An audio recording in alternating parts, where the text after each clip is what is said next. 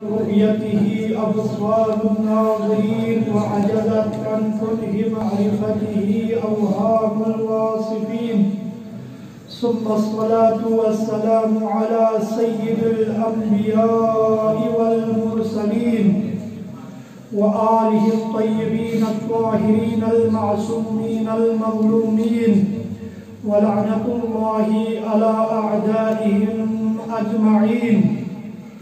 أما بعد، قال رسول الله صلى الله عليه وآله وسلم: إذا كان يوم القيامة نادى مناد ينادي أين زين العابدين، وكأني أنظر إلى ولدي علي بن الحسين يقطر الصفوف. وقال الإمام السجاد عليه الصلاة والسلام: أيها الناس، أعطينا ستا وفضلنا بسبع، أعطينا العلم والحلم والسماحة والفصاحة والشجاعة والمحبة في قلوب المؤمنين، وفضلنا بأن منا المختار محمد صلى الله عليه وآله، ومنا صديق، ومنا أسد الله وأسد الرسول، ومنا سيدة نساء العالمين فاطمة البتول، ومنا سبطي هذه الأمة وسيدہ شباب اہل الجنہ. سب سے پہلے اعیاد شعبانیہ کی مناسبت سے یوسف زہرا امام زمانہ عجل اللہ فرجہ الشریف، وثانیاً تمام سامعین کے سامنے سامعین کی خدمت میں ہدیہ تبریک پیش کرتا ہوں. مختصر وقت لوں گا، زیادہ وقت نہیں لوں گا. امام سجاد علیہ السلام کی یوم ولادت کی مناسبت سے ہم سب جمع ہیں، اور امام سجاد علیہ السلام کے مشہور چند القاب ہیں. ان میں سے ایک دو لقب کے معنی ذکر کر کے آپ کے زحمتوں کو تمام کروں گا. ان میں سے ایک مشہور و معروف جو لقب ہے زین العابدین ہے، جس کو امام رسول رحمت للعالمین صلی اللہ علیہ وآلہ وسلم نے اپنی زندگی میں یہ لقب آپ کو عطا فرمایا تھا، اور اس بات کی خبر دے گئے تھے کہ جب قیامت کا دن ہوگا تو اس وقت منادی ندا دے گا کہ این زین العابدین. تو اس وقت میں اپنے اس نور نظر کو علی بن الحسین کو دیکھ رہا ہوں، وہ صفوف کو چیرتا ہوا آگے بڑھیں گے اور درگاہ الہی میں حاضر ہوں گے. اور اس حدیث کی تائید کے لیے یہ واقعہ کافی ہے. ایک دن امام علیہ السلام نماز تہجد پڑھ رہے تھے، تو اس وقت شیطان ازدہر کی شکل میں امام کے پاس آتا ہے اور امام کے پائے اقدس کے انگوٹھوں کو اپنے منہ میں لے کر چبانا لگتا ہے اور امام کو اذیتیں دینا شروع کر لیتے ہیں. تو اس وقت امام نے اس کی طرف کوئی توجہ نہیں دی. تو اس وقت وہ چلا گیا فریاد کرتے ہوئے، شکست خوردہ ہو کے وہ چلا گیا. اس وقت آواز آئی: انت زین العابدین، انت زین العابدین. تو اس آواز کا تعلق اس اژدہا شیطان سے نہیں ہے، بلکہ یہ ایک ندائے قدرت تھی جو اس فتح مبین پر بلند ہوئی. جس طرح علی اول نے کی میدانی فتح پر لا فتح الا علی لا سیف الا ذوالفقار کی آواز فضائے عرش الہی میں گونج رہی تھی، تو اسی طرح آج امام علی الثانی کا اس فتح مبین پر یہ آواز بلند ہوئی. اور امام کے دوسرے مشہور معروف ترین القاب میں سے ایک سید الساجدین ہے. اس لقب کے معنی بیان کرنے سے پہلے سجدے کی فضیلت کے بارے میں چند ایک روایتوں کو ذکر کروں گا، پھر اس کے بعد امام کے سجدوں کو بیان کروں گا. سجدے کے بارے میں بہت ساری روایتیں ہیں، اور اس سجدے کے بارے میں بہت سی فضیلت حدیثوں میں بیان کی گئی ہے. جس سوال کیا گیا رسول اکرم صلی اللہ علیہ وآلہ وسلم سے: متى يكون العبد اقرب الى الله تعالی، کہ بندہ سب سے زیادہ کس وقت میں اللہ سے قریب ہوتا ہے، اللہ سے نزدیک ہوتا ہے؟ تو اس وقت جواب دیا: ان العبد اقرب الى الله تعالى حين فهو ساجد، جب بندہ سجدے کی حالت میں ہوتا ہے اس وقت اللہ سے زیادہ قریب ہوتا ہے. اور روایتوں میں ذکر ہوا ہے انسان کی کوئی بھی حاجت رکھتا ہو، کوئی بھی ضرورت ہو، کوئی بھی حاجت ہو، اگر سجدے کی حالت میں اللہ سے مانگے تو اللہ تعالیٰ اس کی حاجت کو پوری فرماتا ہے. اور اسی طرح امام جعفر صادق علیہ السلام ارشاد فرماتے ہیں، امام صادق علیہ السلام ارشاد فرماتے ہیں جاء رجل الى رسول اللہ صلی اللہ علیہ وآلہ وسلم فقال کثرت ذنوبی وضعف عملی فقال اکثر السجود فإنه يحط الذنوب كما تحط الريح ورقة الشجر. امام ارشاد فرماتے ہیں رسول اکرم صلی اللہ علیہ وآلہ وسلم کے پاس ایک بندہ آتا ہے اور کہتا ہے یا رسول اللہ میری گناہ بہت زیادہ ہے، زیادہ گناہگار ہوں اور میرے پاس عمل کچھ بھی نہیں ہے، اب میں ان گناہوں کے عفو درگزر کے لیے کیا کروں؟ تو اس وقت فقال رسول اللہ صلی اللہ علیہ وآلہ وسلم، تو اس وقت رسول اکرم صلی اللہ علیہ وسلم نے ارشاد فرمایا اکثر السجود، تم زیادہ سجدہ کرو، زیادہ سجدہ کرو. فَإِنَّهُ يُحَطُّ الذُّنُوبَ، اور یہ سجدے جو ہے گناہوں کو جان دیتا ہے. جس طریقے سے جب تیز ہوا چلتی ہے تو اس وقت موسم خزاں میں جب ہوا تیز چلتی ہے تو اس وقت درختوں کے پتے جھڑ جاتے ہیں، وہ سارے گر کے ختم ہو جاتے ہیں. اسی طریقے سے جب کوئی انسان سجدے کی حالت میں گناہوں کے لیے اللہ کے سامنے گڑ گڑا کر روتے ہوئے فریاد کرتا ہے تو اس کا سارا گناہ عفو درگزر ہو جاتا ہے.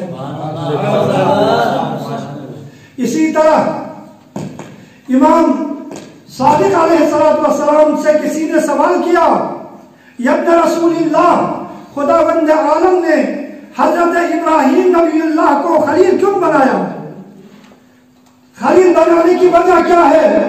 تو اس وقت امام نے فرمایا لِأَكْثَرِ السُّجُودِ عَلَى الْأَرْضِ، خداوند عالم نے ابراہیم نبی اللہ کو خلیل اللہ اس نے بنایا کہ آپ زمین پر زیادہ سجدے کیا کرتے تھے.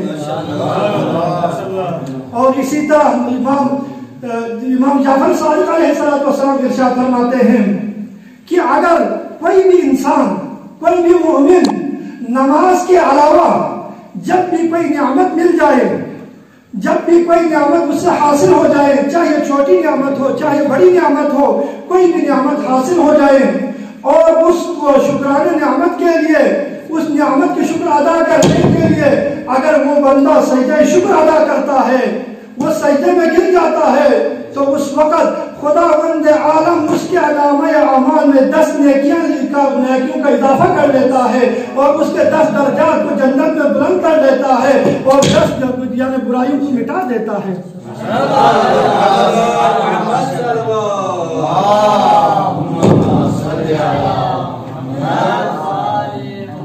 اسی طریقے سے روایت نقل ہوئی ہے کہ کوئی بھی بندہ اگر وہ سجدے کی حالت میں، سجدہ شکر کی حالت میں اگر وہ بندہ سانس رکنے تک اگر وہ کہے یا ربی یا ربی یا ربی، اگر وہ کہے تو اس وقت آواز قدرت آتی ہے لبیک عبدی ما حاجتک.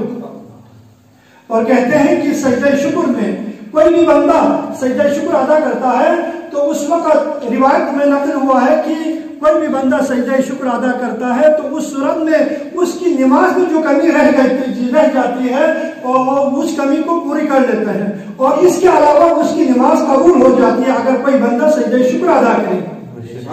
اور سجدہ شکر کے اقل ذکر یہ ہے کہ شکر للہ کو کم از کم 3 دفعہ پڑھے تو اس وقت اللہ تعالیٰ اس کی اس سجدے کے بدلے میں اس کے جو ہے نماز کو بھی قبول کر لیتے ہیں اور اس نماز کی کمی کو بھی پوری کر لیتے ہیں. صلوات پر محمد و آل محمد کی ذات.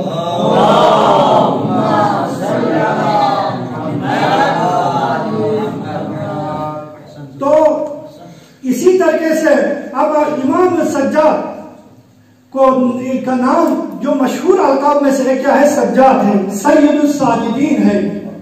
تو آپ کو یہ سید الساجدین کا لقب کیوں پڑا؟ آپ کو کیوں لقب حاصل ہوا سید الساجدین کا؟ جبکہ तमाम अंबिया, तमाम औसिया ज्यादा सजदा करने वाले हैं, जबकि ये लक़ब फकत आपके साथ मखसूस है, सैयदुस साजिदीन का लक़ब।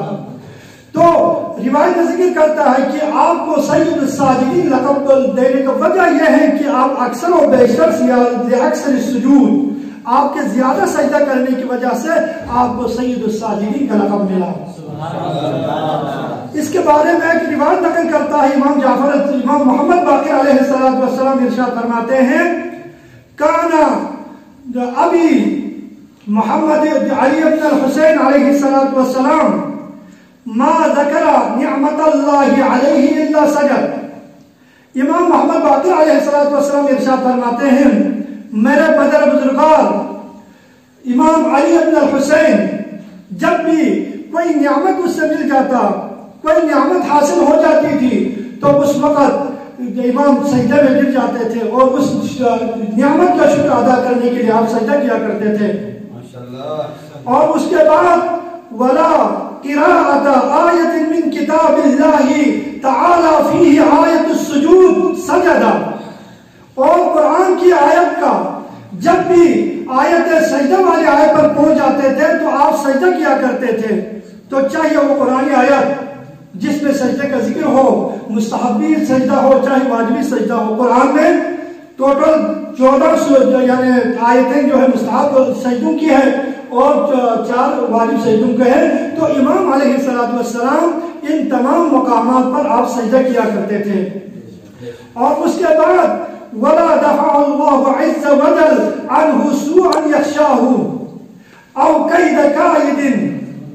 और इमाम से जब कोई खतरा, दुश्मन से कोई खौफ हो, जो कोई खतरा हो, जब वो खतरा टल जाता या दुश्मन का मकर और फरेब से दफा हो जाता या दुश्मन पर फतह हासिल हो जाती या कोई मुसीबत दफा हो जाती, तो उस वक़्त इमाम अलैहिस्सलाम सजदा किया करते थे। और इरशाद फरमाते हैं कि वला फरअ मिन सलातिन फरीदा इल्ला व सजद। जब भी कोई नमाज आपका फारिग नहीं होता था, जबकि आप फारिग होते ही आप सजदे शुक्र बजा लाते थे। और इसके बाद इरशाद फरमाते हैं वला वफ़क़ा लिल इस्लाहि बैन इस्नैन व सजद। जब कभी भी दो बंदों के दरमियान में सुलह करने का मौका मिल जाता था, अगर सुलह करने की तौफीक होती थी, तो उस वक़्त इमाम अलैहिस्सलाम सजदा किया करते थे। और उसके बाद इमाम फरमाते हैं वकान असर सुजूद फी जमीअ मवादिअ सुजूदिही। और इमाम अलैहिस्सलाम की कसरत सुजूद की वजह से आपके तमाम आज़ाए सजदे में जख्मी होते थे। असर सुजूद मौजूद थे कि आपके पेशानी आधार पर, आपके दोनों घुटनों पर और आपके दोनों हथेलियों पर हथेलियां जख्मी हो जाते थे और तमाम आज़ाए सजदा जख्मी हो जाते थे, उस पर असर सुजूद मौजूद थे। फसुम्मिया ज़ालिका फसुम्मिया सज्जाद लिज़ालिक। फिर हदीस के आखिर में इमाम फरमाते हैं इमाम सज्जाद को सज्जाद इसी कसरत सुजूद की वजह से इमाम को सज्जाद लक़ब मिला।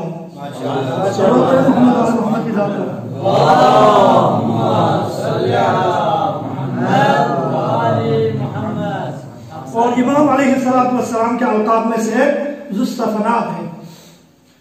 और इमाम मोहम्मद बाक़िर अलैहिस्सलाम इरशाद फरमाते हैं क़ाल अल-बाक़िर अलैहिस्सलाम कान लिअबी फी मौज़िअ सुजूदिही आसारुन व कान यक़्तअहा फी सनति मर्रतैन फसुम्मिया ज़ुस्सफ़नात लिज़ालिक। फरमाते हैं कि इमाम सज्जाद अलैहिस्सलाम कसरत सुजूद की वजह से आपके पेशानी पर और आपके आज़ाए सजदे पर गट्ठे पड़ जाते थे और इस गट्ठों को साल में 2 दफा इसको काटा जाता था। इसी वजह से आपको ज़ुस्सफ़नात का लक़ब मिला। और रिवायत में जिक्र हुआ है ये जो गट्ठे पर काटे जाते थे साल में 2 मरतबा, उसको इमाम अलैहिस्सलाम ने कपड़े में जमा करके रखा हुआ था और आखिरी वक्त में वसीयत की कि मेरे इस काटे हुए गट्ठों को मेरे साथ कब्र में दफन कर लें। तो यही कसरत सुजूद की वजह से इमाम के आज़ा जो है जख्मी हो जाते थे और इसी वजह से इमाम को ज़ुस्सफ़नात का लक़ब मिला। सल्लल्लाहु अलैहि मोहम्मद व मोहम्मद की ज़ात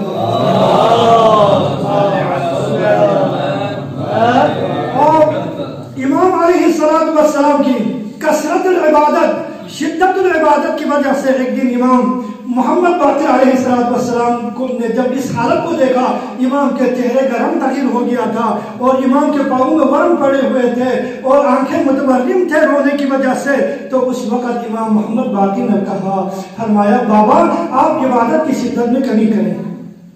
تو اس وقت امام سجاد نے فرمایا کہ اس صحیفے کو لائیں جس میں میرے جد امجد علی ابن ابی طالب کی عبادتوں کا تذکرہ ہے۔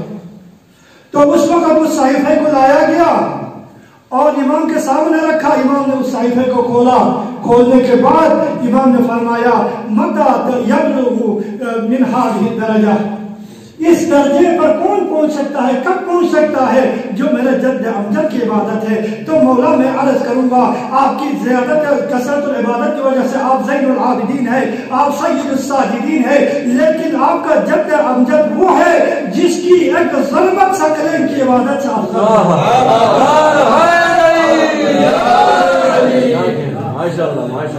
اور آپ کے عبادت میں خلوص و خشوع کا یہ عالم تھا۔ جب آپ وضو کرنے کے لیے اٹھتے تھے تو اس وقت آپ کا چہرے کا رنگ بدل جاتا تھا، زرد ہو جاتا تھا۔ جب آپ نماز شروع کر لیتے تھے تو آپ کا بدن کانپتا تھا، جس طریقے سے پیٹ ہوا چلنے کی وجہ سے لرزتا ہے، اور اسی طرح امام علیہ السلام کانپتے ہوئے لرزتے ہوئے آپ نماز ادا کرتے تھے۔ جب اس آیت پر پہنچتے تھے ایاک نعبد و ایاک نستعین، تو آپ اس کو کبھی کبھی کئی بار تکرار کرتے تھے، اور آپ کے عبادت کا خضوع و خشوع کا یہ عالم تھا۔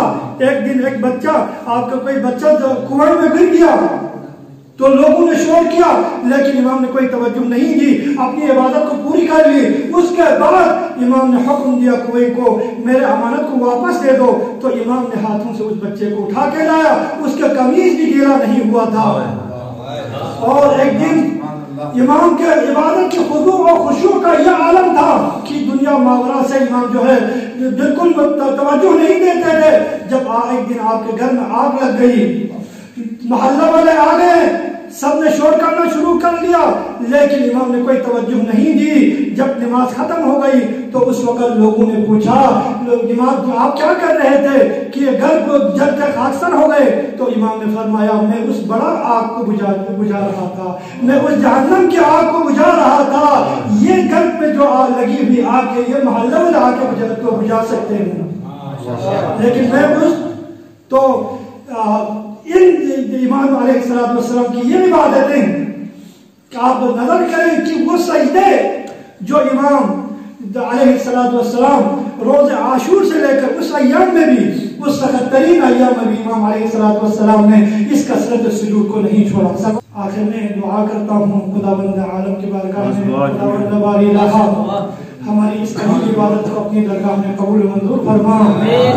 خداوند باری الہ اس لجنہ آل یاسین کے تمام اراکین کو، بالخصوص صدر محترم نے دعا کے لیے کہا ہے، خداوندہ ان سب کو صحت و سلامتی عطا فرما۔ خداوند باری الہ ہم سب باب مدینۃ العلم میں آئے ہیں، ہمارے ہدف کو فقط حصول علم اور عمل کرنے کو اور علم حاصل کر کے آگے پہنچانے کی کا ہدف قرار دے باری الہ۔ خداوند باری الہ علم اسلام کو سربلند فرما باری الہ، علم کفر کو سرنگون فرما باری الہ۔ خداوند باری الہ جو بھی مریض و مریضہ ہیں شفا یابی عطا فرما۔ خداوند باری الہ یوسف زہرا امام زمانہ کے ظہور میں تعجیل فرما، ہم سب کو امام زمانہ کے اعوان انصار میں سے شمار فرما، وآخر دعوانا الحمدللہ رب العالمین۔